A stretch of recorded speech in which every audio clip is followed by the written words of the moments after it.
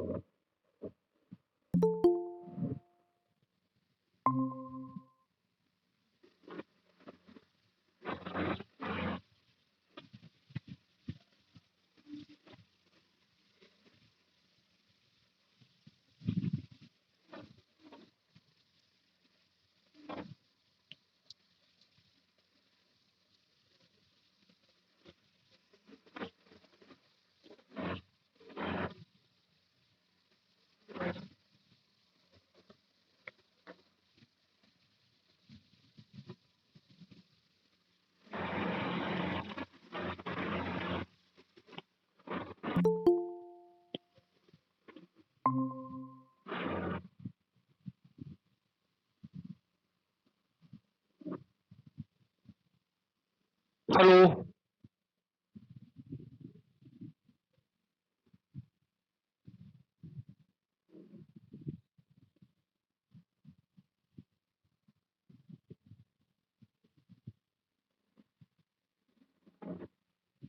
Hello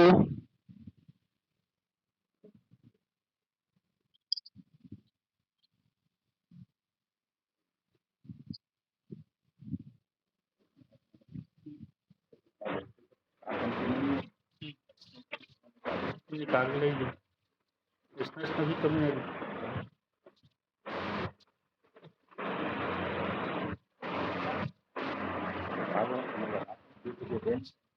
वो उसने और काका तो घर चल कोना भी नहीं सकता गिरे हुए मतलब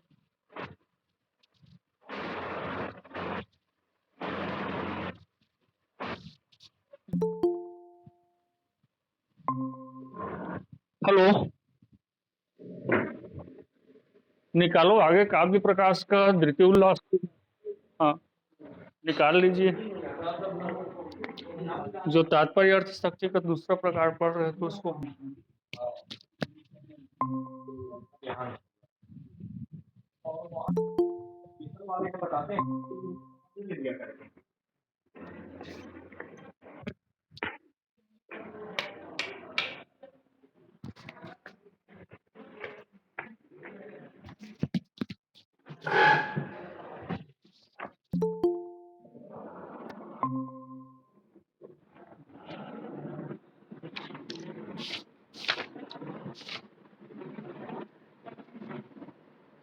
देखिए।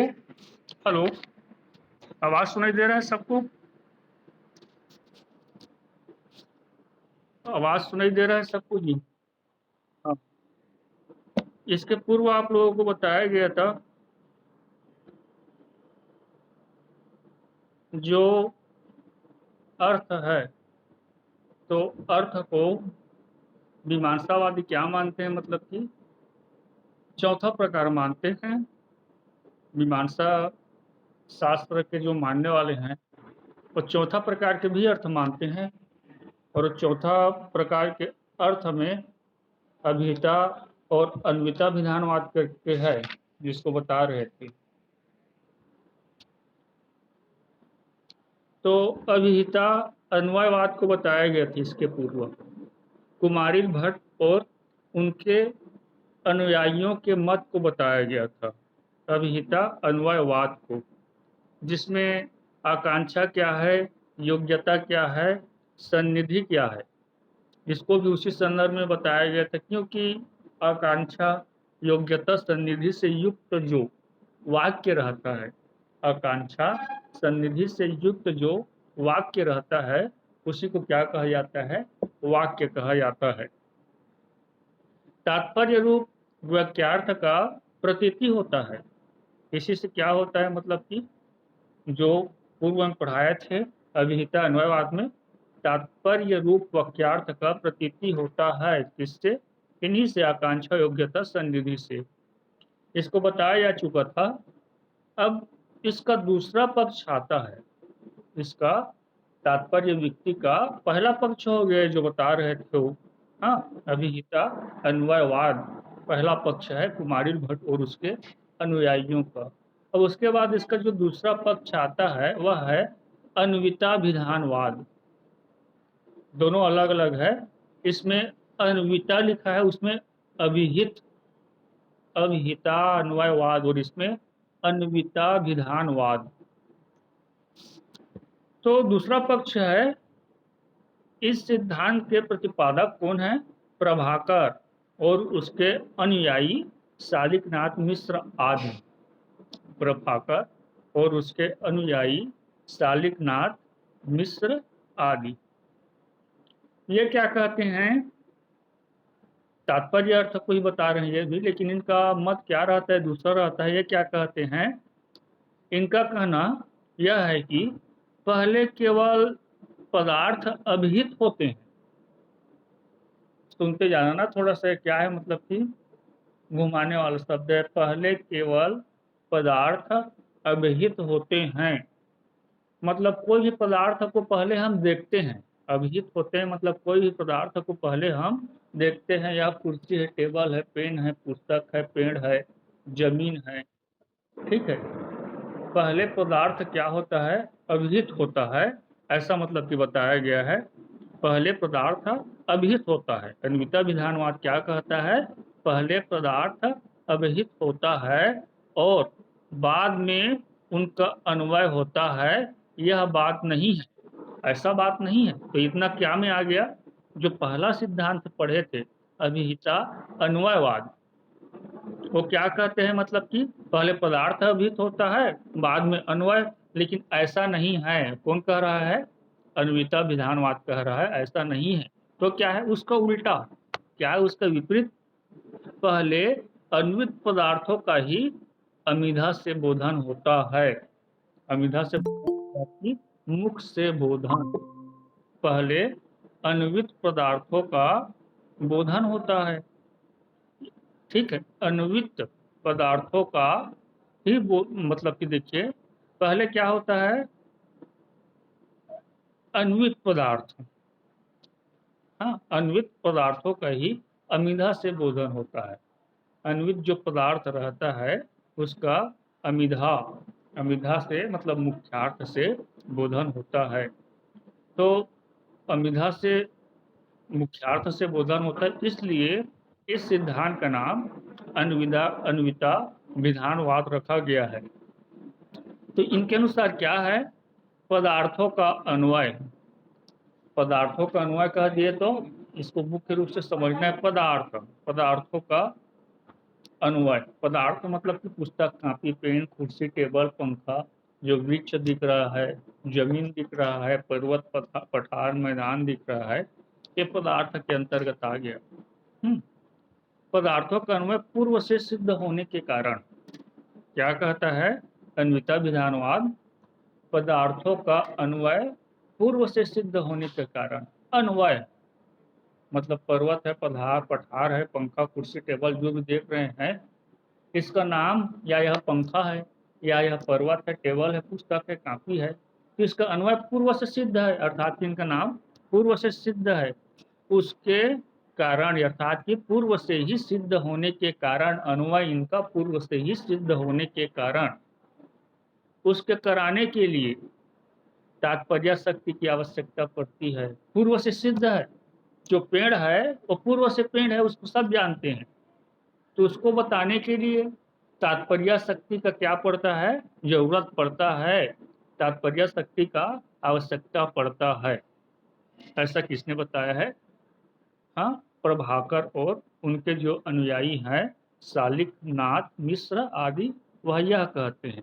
वह यह नहीं मानते कि हाँ पहले केवल पदार्थ अभिहित होता है, बाद में उसका अन्वय। यह कौन मानता है? ये अभिहिता अन्वयवाद मानता है। तो ये कहता है कि ऐसा नहीं, इस प्रकार से नहीं मानेंगे।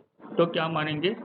जो पदार्थ है उसका अन्वय तो पूर्व से सिद्ध है, तो उसका बोध कराने के लिए उसको बताने के लिए तात्पर्य नामक शक्ति की आवश्यकता पड़ती है, ऐसा प्रभाकर और उसके अनुयायी कहते हैं। प्रभाकर अपनी इस मत का समर्थन के लिए क्या कहते हैं, युक्ति देते हैं, तर्क देते हैं कि पदों से जो पदार्थों की प्रतीति होती है, पदों से जो पदार्थों की प्रतीति होती है, जैसे कि आप पद पढ़ रहे हो, पुस्तक पद हो गया, क्या पढ़ रहे हो, पुस्तक, तो पुस्तक ऐसे आप पढ़े तो आपके माइंड में पुस्तक आ जाएगा। काव्य प्रकाश का पुस्तक, तो सट से आपके माइंड में छप जाएगा। काव्य प्रकाश का जो पुस्तक है, संस्कृत में पढ़ते हैं, जो 10 उल्लास में है। व्याकरण का पुस्तक सट से आपके दिमाग में छप जाएगा, हाँ व्याकरण का पुस्तक, सिद्धांत कौमुदी, हाँ मृच्छकटिकम का पुस्तक, ऐसे जो पद रहेगा उसको पढ़ोगे तो माइंड में तुरंत वह छप जाएगा। तो यहाँ पर देखिए, पदार्थों का जो प्रतीति होती है वह संकेत ग्रह के बाद होती है, और संकेत ग्रह व्यवहार से होता है। व्यवहार से पदार्थ का प्रतीति संकेत ग्रह से होता है। संकेत ग्रह अर्थात कि सामान्य शब्दों में इशारा करते हैं। हाँ, कैसे इशारा करते हैं, जैसे कि जंगल में चले गए, वन में चले गए, बहुत सारा वृक्षों का वहां पर झुंड है, तो उंगली बता करके, जो नहीं जानता रहेगा वृक्षों के नाम, उसको उंगली बता करके यह आम का वृक्ष है, संकेत करेंगे। आम रहेगा, आम का पेड़ रहेगा, उधर उंगली को करेंगे, वही उंगली को उसको बताएंगे, तो वह क्या कहलाएगा, संकेत कहलाएगा। जो व्यक्ति आम के वृक्ष को नहीं जानता, उसको हम उंगली बता करके आम के वृक्ष की तरफ संकेत करके क्या कहेंगे कि वह आम का वृक्ष है। पीपल के वृक्ष को नहीं जानता रहेगा, तो उस वन में हम पीपल के वृक्ष की तरफ संकेत करके, उंगली बता करके, जो नहीं जानने वाला व्यक्ति है उसको क्या बताएंगे कि यह पीपल का वृक्ष है, ऐसा संकेत करेंगे। तो यह जो संकेत कर रहे हैं, यह आम का वृक्ष है, यह पीपल का वृक्ष है, तो यह संकेत हम कैसे कर रहे हैं, व्यवहारिक दृष्टिकोण से कर रहे हैं, हमारे व्यवहार से कर रहे हैं, हमारे हाव भाव से कर रहे हैं। इसलिए यहाँ पर क्या लिखा है, यह जो संकेत ग्रहण होता है वह व्यवहार से होता है। संकेत ग्रहण होता है वह व्यवहार से होता है। अब उदाहरण को समझोगे तो पूरा का पूरा जो अन्विता विधानवाद है वह समझ में आ जाएगा। देखो उदाहरण दिया गया है, जो परसों नरसों आप लोगों को PDF फोटो बना के भेजा, तो उसमें भी लिखा हुआ है, ध्यान से सुनते जाइए, नहीं समझ आएगा वहाँ पर पूछना है आप लोगों को। जैसे एग्जाम्पल फॉर देखिए, छोटा बालक है, उसको यह ज्ञान नहीं है कि किस शब्द का क्या अर्थ है। छोटा बालक मुश्किल से वह कितने वर्ष का होगा, छोटा बालक कह दिया मतलब कि 4-5 वर्ष का, ठीक है, 4-5 वर्ष का छोटा बालक है, लेकिन उसको यह ज्ञान नहीं होता कि किस शब्द का क्या अर्थ है। बड़े बुजुर्ग बात कर रहे हैं, सुन रहा है, उसके कान में सुनाई दे रहा है, लेकिन किस शब्द का क्या अर्थ है उसको वह नहीं जान पाता। कौन सा शब्द किस अर्थ के बोधन के लिए प्रयुक्त किया जाता है, यह उस छोटे बालक को पता नहीं। अब वह छोटा बालक क्या है, घर में बैठा है, उसके समक्ष उसके पिताजी बैठा है, मतलब वो छोटा बालक अपने पिताजी के साथ क्या है, बैठा हुआ है। तो उस छोटे बालक के पिताजी, ठीक है, कोई भी घर के सदस्य या नौकर को बुलाता है, छोटा बालक बैठा है, वहां पर उसका पिताजी बैठा है। छोटा बालक मतलब कैसा छोटा बालक, जो किस शब्द के लिए किस अर्थ होता है, मतलब कि क्या शब्द के लिए कौन सा अर्थ होता है, इसका बोधन शक्ति वह नहीं समझ पाता, वह छोटा बालक बैठा है वहां। तो उसके पिता वहां पर क्या करता है, कोई नौकर है उसको बुलाता है, या कोई भी घर के सदस्य आदि को वहां पर बुलाता है, ठीक है। और क्या कहता है, छोटा बालक देख रहे हैं ना उसके पिताजी क्या व्यवहार कर रहे हैं, वह क्या आज्ञा दे रहा है उसको, जरा कलम उठा दो। अब टेबल में कलम वलम रखा रहता है, उसको नौकर को बुलाता है या घर के किसी सदस्य को, और कहता है कि कलम को ला के मेरे को दे दो, या जरा कलम उठा दो। अब छोटा बालक उस वस्तु को देख रहा है, उसके मन में ये नहीं कि दिमाग में कि कलम किसको कहते हैं, कलम सुना, कलम उठा दो, ऐसे नौकर को बोला गया उसके पिता के द्वारा। तो वह क्या करता है, जो लिखते हैं कलम पेन, उसको उठाता है और रख देता है उसके पिताजी के समक्ष। अब बालक को वहां पर ज्ञान हो गया, कलम उठा दो बोला तो ये वस्तु क्या है, कलम है जिससे लिखते हैं, तो इसी को उठाया गया। उसके बाद फिर हाँ, बालक न कलम को जानता है और न उठा दो को समझता है, लेकिन इस प्रकार से शब्द जब उसके पिताजी ने कहा तो कलम को उठाया गया और उसको रखा गया। तो बालक को क्या है, उठाना, रखना और कलम, इनका जो अर्थ है उसका ज्ञान हो गया बालक को। हाँ, उठाना, रखना, कलम, इसका अर्थ का क्या हो जाता है, ज्ञान हो जाता है। परंतु वह पिता की इस वाक्य को सुनता है और भाई के व्यापार को देखता है तो उसको इस प्रकार से ज्ञान होता है। पिता क्या कहता है, कलम को ला दो या कलम को उठा दो। इस बात को सुना, पिता के क्या है, वाक्य को सुना, और जो नौकर है या उसका भाई है जिसने कलम को उठाया और एक स्थान से दूसरे स्थान रखा, उस रूपी व्यापार को वह छोटा बच्चा देखा। ठीक, इससे उसके मन पर, इससे उसके मन पर क्या आ जाता है, समष्टि वाक्य में समष्टिभूत अर्थ का एक संस्कार बनता है।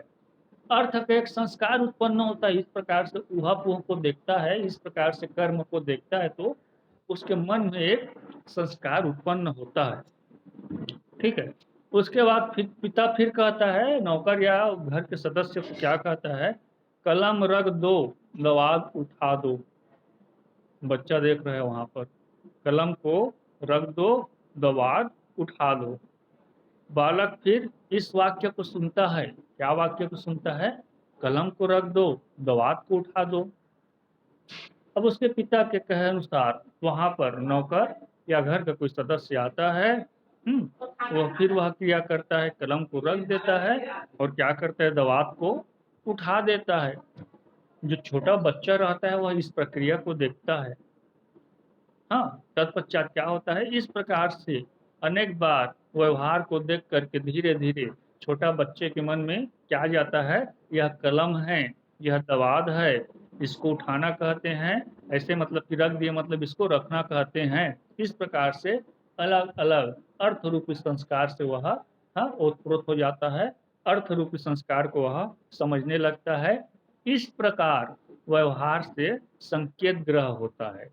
इस प्रकार व्यवहार से क्या होता है, संकेत ग्रह होता है। व्यवहार, पिता ने जो वाक्य बोले, नौकर के द्वारा या घर के किसी के सदस्य के द्वारा जो व्यापार किया गया, तो इस प्रकार से जो संकेत ग्रह के द्वारा जो व्यापार होता है, व्यवहार होता है, यह संकेत ग्रह केवल पदार्थ में नहीं, अभी तो किसी के साथ अन्वित पदार्थ में होता है। तो यह केवल पदार्थ में नहीं रहता, कलम दवात रखो उठाओ, किसी भी प्रकार का अन्वित पदार्थ रहेगा उसमें यह संकेत ग्रह पाया जाता है, उसमें यह संकेत ग्रह पाया जाता है। ठीक है, इसलिए जब केवल अन्वित पदार्थ में संकेत ग्रह नहीं होता तो केवल अन्वित पदार्थ की उपस्थिति भी नहीं होती। अब कोई वस्तु ही नहीं है, उसमें संकेत ग्रह नहीं करेंगे तो वस्तु की उपस्थिति कहाँ से होगा। जब बीज ही नहीं रहेगा तो पेड़ नहीं रहेगा, पेड़ नहीं रहेगा तो बीज ही नहीं रहेगा, यह है उसका तात्पर्य। अतएव अन्वित का ही अभिधान अर्थात अमिधा से बोधन होने से अन्विता विधानवादी मानना उचित है, अभिहिता अन्वय का मानना उचित नहीं है। यह प्रभाकर के सिद्धांत का सार है, यह प्रभाकर के सिद्धांत का क्या है, सार है। ठीक है, वाच्य एवं लिखा है, वाच्य एवं वाक्यार्थ इति अन्विता विधानवादिनः। अन्विता विधान वादियों का क्या कहना है, वाच्य एवं वाक्यार्थ इति, वाच्य एवं, वाच्य ही वाक्यार्थ है, मतलब पदों के द्वारा अन्वित पदार्थों की ही उपस्थिति होती है। पदों के द्वारा अन्वित पदार्थों की उपस्थिति होती है, पदों के द्वारा अन्वित पदार्थों की उपस्थिति होती है, इसलिए पदार्थों का परस्पर संबंध रूप वाक्यार्थ ही वाच्य रहता है, इसलिए पदार्थों का संबंध रूप वाक्यार्थ ही वाच्य होता है। तो तात्पर्य शक्ति के बाद ही प्रतीत नहीं होता, यह अन्विता विधानवादियों का, प्रभाकर और उनके अनुयायियों का मत है। प्रभाकर और उनके अनुयायियों का मत है। बस इतना ही है, अभिहिता अन्वयवाद और अन्विता विधानवाद। देखिए देखिए कुछ पूछना हो तो बताइए।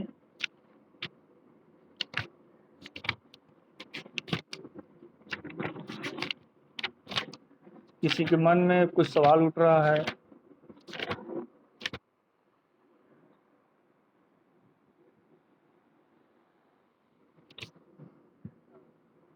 दोनों एक दूसरे के विपरीत हैं, पूरा का पूरा अंतर है, पूरा का पूरा अंतर है, दोनों एक दूसरे के विपरीत है, एक जमीन है तो एक आसमान है।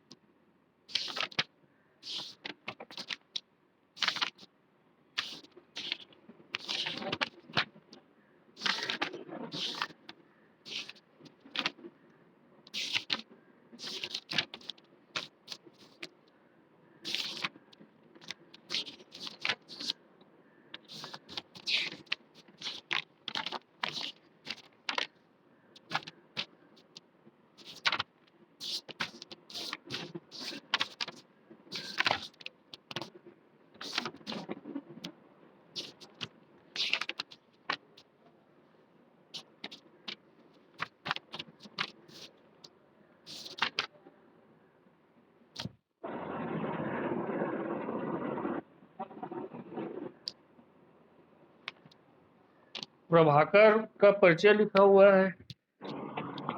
प्रभाकर परीक्षा में नहीं आता, जानना चाहोगे?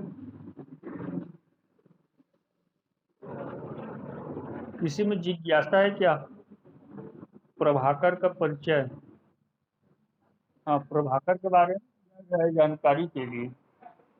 जानकारी के लिए परीक्षा में आता है नहीं, क्योंकि जो प्रभाकर है वह अभिहिता अन्वयवादी हैं, और पॉपुलर इसका जो अभिहिता अन्वयवाद जो बताया गया है वो बहुत ही अच्छा है। अभिहिता अन्वयवाद से उचित उत्तम। आप आगे अरे कैसे था उपलक्षण? कौन मैडम? शादी हुई से, हाँ हाँ, ठीक ठीक ठीक ठीक ठीक, आना चाहिए। हाँ, तो प्रभाकर गुरु के बारे में बता रहे हैं, कहानी जैसा है, सुनिए। परीक्षा में आता नहीं, पहले से बता देता हूँ, नहीं सुनेंगे तो भी चलेगा। अन्विता विधानवाद सिद्धांत का प्रतिपादन करने वाला का कला है। हाँ, अन्विता विधानवाद का प्रतिपादन करने वाला जो प्रभाकर है, उसके परिचय के बारे में बता रहे हैं।